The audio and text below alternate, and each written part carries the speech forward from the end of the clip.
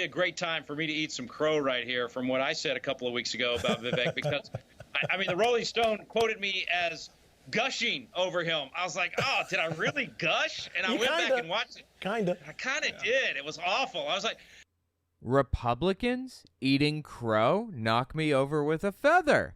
If you don't know these people, these are about as far right as you get. In fact, the guy second from the left, the guy with kind of what would you call it, like a blue or a gray kind of blazer on or whatever, that's Hank Kunneman, and he believes that Donald Trump is the prophet, is the Messiah. He is Jesus come a second time, effectively. He's fulfilling the role of Jesus the second time. Now, this is a show called Flashpoint, owned and operated by Kenneth Copeland, and they did something that their audience did not like too much. And there's a civil war happening right now, and oh boy, is it fascinating to watch, okay? Let me explain. I'll start from the beginning. Not too long ago, I talked about this clip where they got Vivek Ramaswamy on, I'm sorry, I'm mispronouncing his name. His name is pronounced Vivek Ramaswamy, I believe. I think that's the correct way to pronounce it. Vivek Ramaswamy. God, now I need to make sure I'm getting it right. Hang on. I'm just going to take the time to make sure SpeechModification.com presents how to pronounce Vivek Ramaswamy. There you go. Vivek. Vivek Ramaswamy. Vivek. So Vihvake. Vivek. Vivek Ramaswamy. That's how it's pronounced. Anyways, these guys had Vivek Ramaswamy on their thing recently, their TV show on the Victory Network, because they're trying to help Trump, right? That's the goal. They want to split the field. The more they split the field, the better it is for Donald Trump, because there are basically 40, 50, 60% of the Republican Party maybe who will never vote for Donald Trump, in my opinion, ever. Donald Trump knows if there was a single candidate against him, one guy, those people would flock to him. If Vivek Ramaswamy was out of the race, if Chris Christie was out of the race, if literally every single person was out but one other guy, say Ron DeSantis, for example, anybody, Mike Pence, all 60 or so % of the Republican Party would go to them. So it's been a benefit for the field to be split. The more candidates in the Republican primary, the better, basically, for Donald Trump. So that's why these Trumpist nutcases had Vivek Ramaswamy on in the first place, because they want to pump him up. They want to split up the vote. What they failed to consider is the fact that their entire audience is voting for Trump, period. That's the end of the story for these people. They are voting for Trump. So they just turned people away from their God Emperor and toward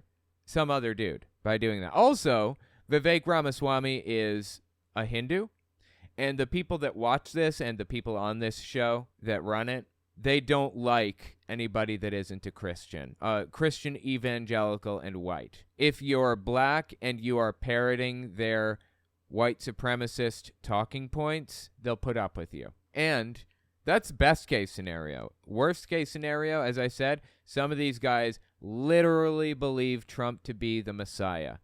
He's literally the Messiah, okay? So they got Vivek Ramaswamy on.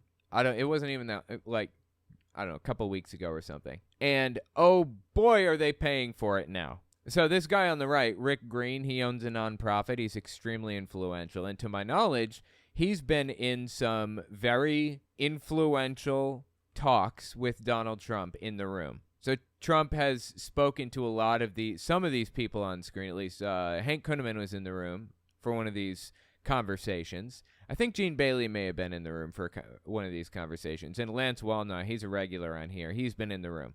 A room with 13 other people, or 14 or 15, and Donald Trump. They are the evangelical leaders explaining what Donald Trump needs to do to keep their vote. This is the evangelical outlet right here. So this guy, Rick Green, on the right here, he's been in that room, and he owns a nonprofit that's devoted to spreading misinformation about the Founding Fathers. It's a whole big thing. Anyway, he decided with his brilliant brain that he was going to gush over Vivek Ramaswamy when they had him on. he thought this was a fantastic idea. For what it's worth, he also spoke highly of DeSantis before DeSantis fell in the polls, and they set him straight on that real quick. Like I said, these guys believe Trump to be the Messiah, okay? They believe when Trump receives his second term, which is going to happen in their minds, Armageddon is going to start because he's the Son of Man prophesied in the Old Testament. That's what they believe. I am not joking. I am not being hyperbolic. Okay, so this clip came out mid-August 2023, and this is Rick Green, just one of the guys, one of the Flashpoint people, eating crow, as he puts it, about just speaking well of Vivek. That's all he did. He didn't even, say he was, the biggest fan of Vivek. He didn't say he wanted to vote for him over Trump or any of that. But okay, let's listen to what he had to say. We're going to listen to him eat crow, and then we're going to listen to his original statements. I actually watched that on my Telltale Unfiltered channel when it happened. And we got some other stuff to watch, too, so check this out. This is him eating crow over his decision to support Vivek Ramaswamy. It'd be a great time for me to eat some crow right here from what I said a couple of weeks ago about Vivek, because I love that they can't even pronounce his name correctly, and they're talking so highly of him before. The Rolling Stone quoted me as gushing over him. I was like, oh, did I really gush? And I went back and watched it. I kind of did. It was awful. I was like, I love it. He's kind of become the fall guy, hasn't he? So Gene Bailey is the one that brought Vivek Ramaswamy on for the interview. The guy on the far left. Not Rick Green. He's just another guest. What does he have to do with this? Quick interjection. I won't take long. I just wanted to tell you guys, YouTube's algorithm operates off of a few factors. Watch time, whether or not you subscribe, and whether or not you like something. So if you really want to help my channel, I would appreciate it if you guys watch the video to the end. If you don't watch it to the end, just watch a little bit longer than you would have otherwise. I would appreciate that very much. All right, let's get back to the video. They asked him to be the fall guy. I'll show you what I'm talking about in a minute. Everything that Rick Green said, Gene Bailey and the other hosts agreed with, except the ones that believe that Trump is the Messiah. And their reaction was fascinating, too. Keep listening here. And here's the thing. And by the way, kudos to Kuhneman, because you're right, brother. Yeah, Kuhneman tore them a new one because he believes Trump is the Messiah. He tore them a new one after they interviewed Vivek, on that show. And I have that, too, and I'm going to show it in a second. Him really lighting into them for not supporting Donald Trump or for boosting, Vivek, even though it benefits Trump. Anyway, keep listening. And I just want to say this. Why are we at a point in America where the church has done such a lousy job of raising up leaders that a Hindu articulates Christian principles better than any Christian candidate on the ballot? So my gushing was the fact that this guy, a Hindu, is actually saying what we believe. He's articulating our positions better than anybody else. And where I got it wrong was, and I went back and watched it. Here's where he got it wrong. Ready, guys? He's got it. He's going to tell us. I said, either, if not in the White House, on the team. What I meant was, I'd like to see him. So he said he wanted Vivek on the team in some way, if not in the White House, i.e., he wanted him to have some role in the Trump administration. That's what he's saying. And they are outraged by this because literally every person all the way down the line in government should be a Christian extremist evangelical nutcase. And if they're not, they shouldn't be in government because they're Christian nationalists. They want a Christian government for Christians by Christians, and they want to deport anybody who's not a Christian, and that's, the most moderate of them. The more extreme ones have a different solution that doesn't involve sending them to another country. A quicker and easier solution, in their opinion. That's been tried a few times throughout history, but that's neither here nor there. So all Rick Green said, he just wants this guy to be involved in the administration to some degree. That's it. House on the team. What I meant was, I'd like to see him in the cabinet, not the actual president or vice president. I think he'd be a great Secretary of Commerce. So he doesn't even want him as the vice president. He's okay with Secretary of Commerce because he thinks it's a do-nothing job, apparently. That's sad, man. There's my crow. I was wrong in gushing, and I can't believe the Rolling Stone used those words. But Hank is 100% right that we want Christian leaders, and the founders said that, right? The founders said it over and over again. You want leaders that are biblical leaders. You want leaders that are biblical leaders. No, they didn't. By the way, that's what Rick Green does. When I said he spreads misinformation, it's really disinformation. There's a difference. Disinformation is information that was intentionally created to mislead people, and misinformation is somebody spreading that out to somebody else, just being misinformed on something and telling somebody something about it. The disinformation part has intention behind it, is the point. And in my opinion, Rick Green's whole nonprofit, I forget what the name of it is now, it is a disinformation network intended to convince everybody the Founding Fathers were evangelical nutcases like they are. That's simply not true. Between 40 and 100, depending on how you count. Out of the 40 to 100 Founding Fathers, guys that signed the Declaration of Independence, the guys that signed the Constitution, and the original senators and House members and all those people, the originals, out of all of them, one was like these people. One out of the 40. I'll say 40. And that was John Adams and his wife Abigail. They were, for lack of a better term, psychotic nutcases about Jesus and wanted to turn this into a Christian nation. That's another story for another day. So let's hear what Hank's reaction was when he heard, like, Rick Green basically gushing over Vivek. He wasn't even gushing over him, really. He was just contributing. He was just trying to build Vivek up in this audience to try to split the field even more to help Donald Trump. That was the goal, right? So after Rick Green just says the most mild, positive things about this guy, Hank Kunneman comes out. Guy believes that Trump is the Messiah, okay? And oh boy, was he mad. Listen to this one. This is July 18th, 2023. This was the day they interviewed Vivek Ramaswamy. Listen to Hank Kunneman's reaction to Rick Green speaking highly of Vivek. And I want to be just what I always do. I want to just say it. Okay, when somebody has to tell you some virtue about themselves, and that they may... You got to be suspicious about whether or not they actually have that virtue. Okay, just tell us, Hank. Just lay it on the line for us. True speaker over here, guys. This guy speaks the truth. Not everybody does, but Hank does. Let's listen to this true speaker here. Just what I always do. I want to just say it. I appreciate people coming on and giving their viewpoints. I appreciate this gentleman's conviction to run. I appreciate he seems to be on point with what really sounds to me like I'm listening to President Trump. Yeah, that's kind of Vivek's strategy. He's been, if you're watching this 5 years in the future, Vivek Ramaswamy was one of the political candidates. You should probably have surmised that by this point.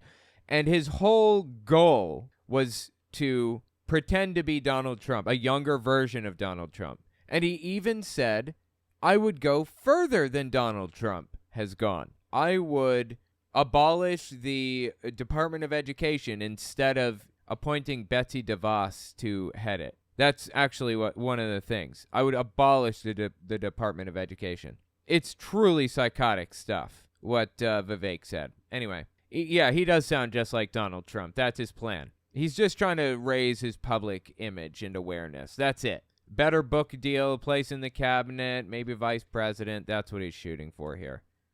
President Trump, because that's exactly what President Trump stands for, with this gentleman is standing for. But here's the problem I have. You just talked about censorship. Well, the same censorship messed with the 2020 election integrity. No, it didn't. There was no voter fraud in 2020. This has been litigated through countless courts by now. Trump lost like 60 court cases or some other thing like that, many of which went through the courts of judges that he appointed, okay? This has been litigated backward and forward. There was no systemic election fraud to the degree that it could have changed the results of the election. It's just not the case. But Hank can't give up on this because he prophesied that Donald Trump would be the next president. And if he's not, his whole theology doesn't make sense because he believes him to be the Messiah. He needs him to have a second term. With the 2020 election integrity. And this is why anyone, in my opinion, that is running on the primary against President Trump is not going back and looking at 2020 and saying that it matters. So anyone running against Trump is spitting in the face of Donald Trump. Is basically what he's saying. Now, Trump invited these people into the field. Trump wants these people in the field. He's even said so publicly and vocally. But this guy doesn't want to listen to Trump. He wants to listen to God, quote unquote, or what he believes to be God, you know. And God supposedly is giving him this information that Donald Trump's the Messiah and we need him to be, he needs our full support. That's the message that Hank Kunneman's trying to deliver. It matters. Second, they're not saying America first because President Trump clearly won. 81 million plus voted for him, and those 81 million never got. No, Donald Trump did not get 81 million votes. He got 73 or 74 million votes. Joe Biden got 81 million votes. There's zero evidence, that Trump got any more than was originally listed for him. How many was it? I mean, God, finding the number. Okay. Trump got 74,223,369 votes in 2020. Biden got 81,282,916. So 74 million to 81 million. That's the actual count. And this guy is obsessed with the idea that Trump actually got the 81 million and they just flipped everything for Biden. Insane. Get help. Okay? Get help, Hank. Clearly won. 81 million plus voted for him. No. And those 81 million never got their vote considered. Yes, they did. And never got their voice to be heard. And I think anybody that's running against President Trump is running against 81 million who have a right for their voice and their vote to be counted. And I'm surprised that he said they're running against 81 million because, again, he believes Trump to be the Messiah. I expected him to say they're running against God rather than the 81 million. In fact, that may have been what he intended to say, and he just felt that was a little too on the nose in the moment. I don't know. Who have a right for their voice and their vote to be counted. And I think it needs to not only be America first, I think it needs to be President Trump first. And he needs to be counted and considered. It's the right, honorable thing to do. And so that's my position. Okay, so basically Hank Kunneman chastised everybody on Flashpoint who just pumped up Vivek Ramaswamy, which is everybody. Every single person that was on there that day. They usually get like 3 or 4 guests. Hank was one of them. He chastised every other one. Listen to the rest of the clip, though. This is like immediately after Hank gave his little chastising speech. They call him Teflon Don, but I think... Naming him after a gangster genius. Okay. I think there's an anointed Don there as well. You catch that? What was that? They call him Teflon Don, but I think there's an anointed Don there as well. Doesn't really get more on the nose than that, does it? I mean, it's clear as day, seems to me, right? They believe this guy to be the Messiah. Now, as I said before, they had to apologize for their position or for bringing him on in the first place. This is their apology. I already covered the apology fairly recently, so I'm not going to go through it too much, but I just want to show you the apology video that they released to their audience for bringing a Republican candidate on their program. How truly embarrassing is this? This is July 21st, 2023, day after my birthday, actually. I want to personally address some things about Flashpoint from last Tuesday. Let me start off with this. This program is based 100% on the Christian Bible. That is not up for discussion. Okay. Flashpoint's totally sponsored by the Victory Channel and Kenneth Copeland Ministries. Yeah, Kenneth Copeland basically controls the direction that this TV show moves, effectively, because he owns the Victory Network. Neither I nor anyone else in this team has or will ever embrace another religion. Hinduism. That's what they're saying here. So why did I have a presidential candidate on the program Tuesday that professes another faith? When someone of another faith begins to gain popularity, especially with the younger generation, you need to know about that. We want you educated and you want them educated? Is that what you just said? You want your audience educated? We want you educated and empowered when it comes to matters of Scripture, our government. No, literally no to all of that. The less empowered and informed and educated their audience is on literally anything, the better in these people's case. And even our presidential candidates. I won't back down. I won't back down from the Judeo-Christian values this nation was founded upon. It was not founded upon Judeo-Christian values. A single founding father was on these people's level, John Adams, which I'm starting to suspect. Somebody mentioned he was the only abolitionist at the time. That's fantastic news. I didn't know that. If that's the case, great. But he was terrible in every other way. Neither will this ministry, this channel, this program, and neither should you, ever. I remain to stand proud and proclaim Jesus is Lord. And it's yeah, so basically they had to like really lay into how much they love Jesus and how they're never going to back down against the Bible and the persecution and blah, blah, blah, blah, all that stuff. Ridiculous. It's just embarrassing, man. So if you were wondering what it was that Rick Green said that was positive about Vivek Ramaswamy, let's listen to it. Mid-August 2023. This is what Rick Green had to say about Vivek Ramaswamy that was so egregious. And actually, I think this might have happened on July 18th. That date may be incorrect, so forgive me if it's an incorrect date. But yeah, let's listen to it. I'll say two things. Number one, I think he's one of the most important voices in America right now. He articulates our values maybe better than anybody else out there. Kerry Lake's kind of close, but Vivek does it amazing. So obviously Trump is at the top of the list. If he's saying Kerry Lake comes close, but Vivek does it better, it seems to me that he's like automatically assuming that Trump is the best, right?